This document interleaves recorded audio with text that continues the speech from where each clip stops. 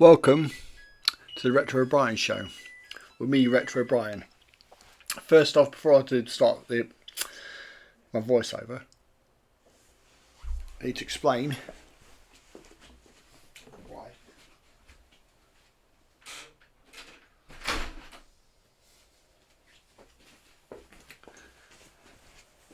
Sorry about that. Back to the content. For today's episode, I'm going to be talking about Grand Theft Auto 6. Now, I'm not going to be covering the differences between the Ultimate Edition and the Standard Edition. I'm not going to be discussing the digital only release, because other people are ranting about that. What we're going to address is an issue I've had with 4 and 5, which was really good in the 3D universe, but not so good in the HD universe, was the soundtrack.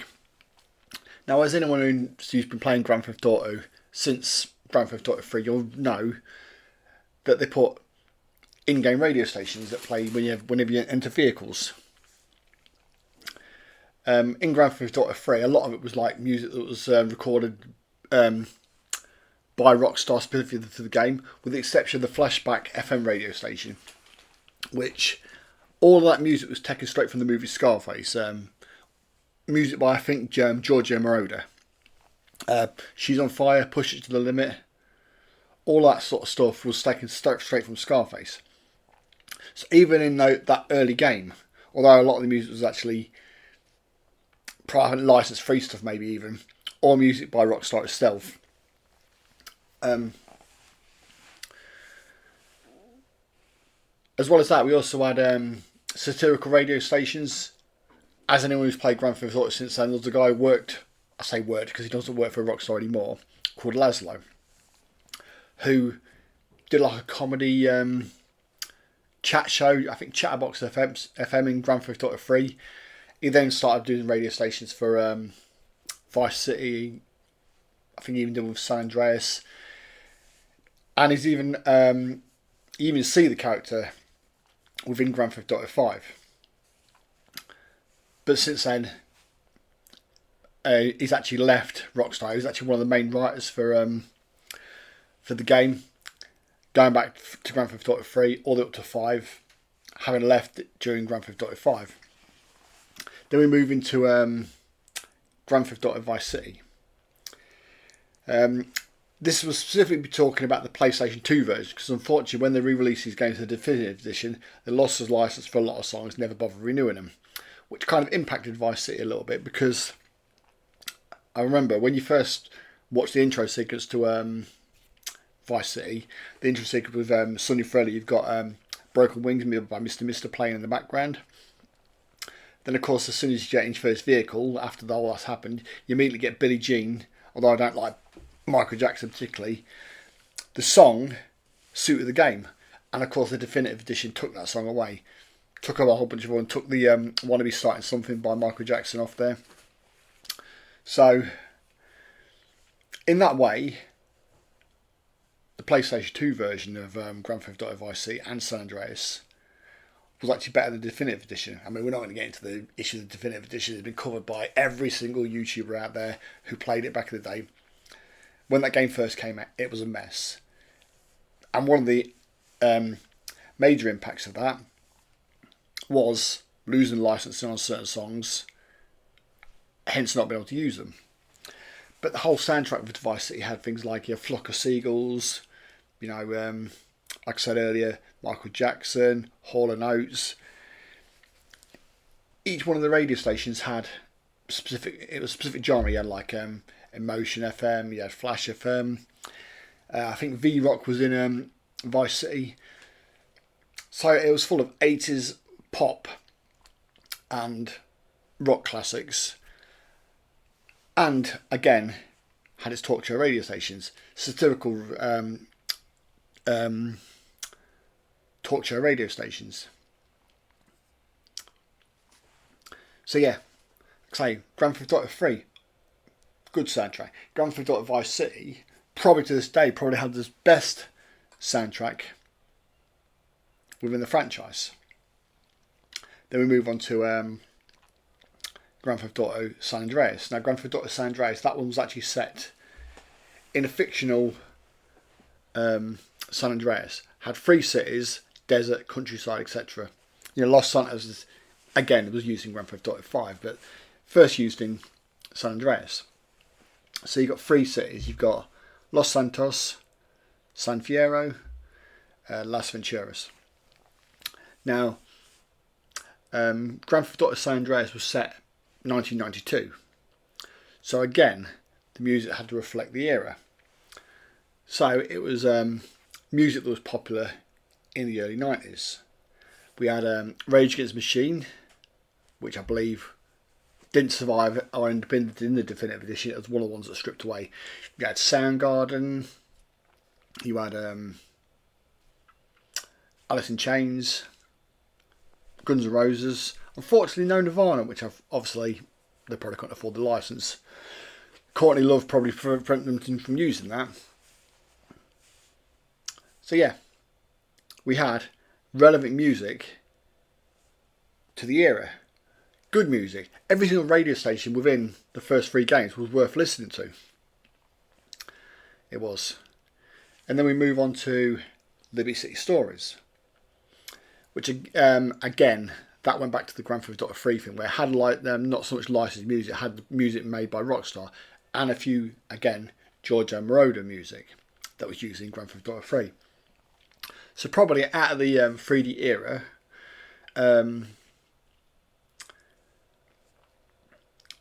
Liberty City Stories was probably the worst one. Although not that bad. And then we move on to Vice City Stories. Now, Vice City Stories is set 2 years before Vice City. So again, it uses a lot of early 80s music. Phil Collins, Dio. Music like that. Again, music that created an atmosphere within the game. It did. Relevant to the era. You actually felt like you're playing a game in the early 80s. It did. So it complemented the environment. It complemented the environment. Now we're going on to the game I know very little about, and it couldn't have been that memorable if I can't remember it. It could be for 2 reasons. I didn't play Grand Theft Auto 4 very much. I played it to completion. I played episodes of Liberty City to completion. And, I'm not saying it's a bad game, but it lost a lot of the comedy, a lot of the atmosphere of earlier Grand Theft Auto games. I mean, a lot of people will probably disagree with me on this, but wasn't very memorable. I mean, I think it had. I think Chelsea Peretti did some voice work for the radio stations within Grand Theft Auto 4. Grand Theft Auto 4 and 5 had less actual proper celebrities within the game, but they did provide some stuff for the radio stations. And I think Cat Williams and Ricky Gervais have comedy shows in one of the comedy clubs. So I think the main reason behind this is we'll blame Burt Reynolds, because back in Grand Theft Auto Vice City, he was a nightmare to work with. Probably a few of the other ones were, but particularly Rockstar didn't particularly like working with Burt Reynolds, and was probably more. And of course, back in those days, we had a lot of celebrity actors provided voice work. We had Joe Pantoliano, Robert Loggia, Frank Vincent in GTA 3, Debbie Mazar in Grand Theft Auto 3. Vice City, we had, of course, Ray Liotta, Tom Sizemore, rest in peace. Michael Rappaport, that's Grand Theft Auto 3 though. Kyle MacLachlan from Grand Theft Auto 3. So yeah, you had all these celebrities were providing voice work in that era. Of course, Samuel L. Jackson and Chris Penn and James Woods in San Andreas. We did. But obviously by the time we got to Grand Theft Auto 4, we had some lesser known celebrities in the roles I explained earlier. Next we'll move on to as you can see in the background, this is Grand Theft Auto 5 at Grand Theft Auto Online. Now, we had a couple of famous celebrities as DJs. Let's go back to San Andreas right quick. Axl Rose, Tommy the Nightmare Smith in the retro rock station. Anyway, back to Grand Theft Auto 5. We have Kenny Loggins. He's the DJ for the classic rock station. We have Cara Delevingne. She's the DJ for the pop station. We have Julian Casablancas from the Strokes and David Cross on I can't remember what the radio station is now. Okay, it's not memorable. If I can't remember who's providing what for what, it's not very memorable. I mean, the rock station has a few things. We have Roundabout by Yes. We have a couple of Kenny Loggins songs. We have the Starship, We Built This City. We have I think there's a Ramones song in there somewhere. There's a couple of Strokes songs in there. Iggy Pop provided some music for it. We have Fergie. Do I have Hall & Oates on this? I can't remember if Hall & Oates is even on this. But in this game, whereas each radio station was dedicated to a specific genre, everything just seems like higgledy-piggledy random crap in this. You know? Other than the rock station, the DJs have no personality. I mean, Cara Delevingne, she's a model. In my opinion, she's not an actor or actress. She's done a few films. And she's awful in them. You know? In her dialogue in the radio station, just feels like she's not bothered. You know? Even Kenny Loggins, you know, bit of a legend, as you know, did a lot of film soundtrack back in the 80s. Caddyshack, Footloose, Top Gun. You know, he was, back in the 80s, he was the film soundtrack guy. Hence why they managed to use a bit of his music in this. Some of his good music. Danger Zone, great track. But again, he don't feel like he's interested in the job. He doesn't. So, that's one thing I'm hoping we have. Obviously, Grand Theft Auto 6 is around the corner. What we are, 4.5 months away, November 19th. Just hope they can be bothered. Oh, I forgot one other thing in this when it comes to the soundtrack. One of the DLCs they added to the game was the Dr. Dre contract. And I think Dr. Dre provided 6 new tracks for that. So if you like Hif isn't spelled with an H. If you like Dr. Dre, you might enjoy that. You know? I mean, the game's fun to play, but like I said earlier, without good music, it kind of strips away from the atmosphere. I don't remember the music very well from Grand Theft Auto 4 because it couldn't have been memorable. Grand Theft Auto 5, which is probably the one I've played most of, you know. I have reverted back to the onto the PlayStation 5 version, which I'll explain a little bit about that in a second. But it's not very memorable. So hopefully Grand Theft Auto 6 rectifies that. Now onto this version of it, I'll just cover this bit right quick. This is my third version of Grand Theft Auto 5. I had the PS3 version when it first came out in 2013. I bought the PS4 version a few years ago because, for one thing, they started shutting down the PS3 service so you couldn't play online anymore. And PS4 added a bunch of fresh content to it. A bunch of stuff to story mode.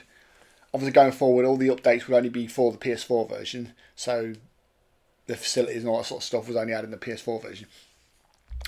The differences between the PS4 version and the PS5 version. You can modify your cars in how Special works. It loads quicker. You get, if you make a new character, you get 4 million immediately to start your career. Beyond that's no difference. I don't see this game playing any different to So Rockstar charged another £30 for a game that loads quicker. The only reason I'm playing the PlayStation 5 version is, for one thing, I've just got a PlayStation 5. And for another thing, because I had the PS4 version, it was free. I wouldn't have bothered. So, Rockstar, proving at this point here, along with the GTA Plus subscription, they're starting to rip us off. That combined with the fact we're not even providing a physical version of the game, because Sony is doing away with all physical games in 2028, which isn't going down well with people, to the point where people are even offering lawsuits to them. You know, because like people say, you buy a physical, a digital game, you don't own it. You own a license. You own the right to play it. You know.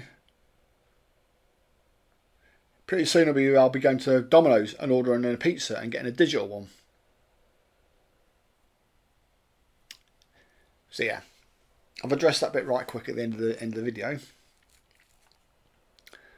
So thanks for watching my content,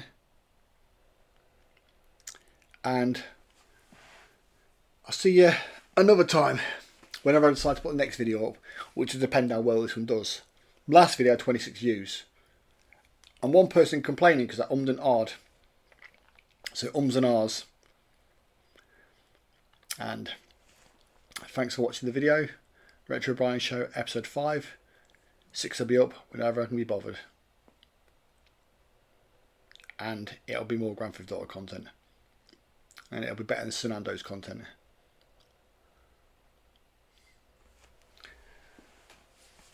There, you just watching me deliver this car. Okay. I'm the only one who's addressed the soundtrack, because it's an important part of the franchise to me.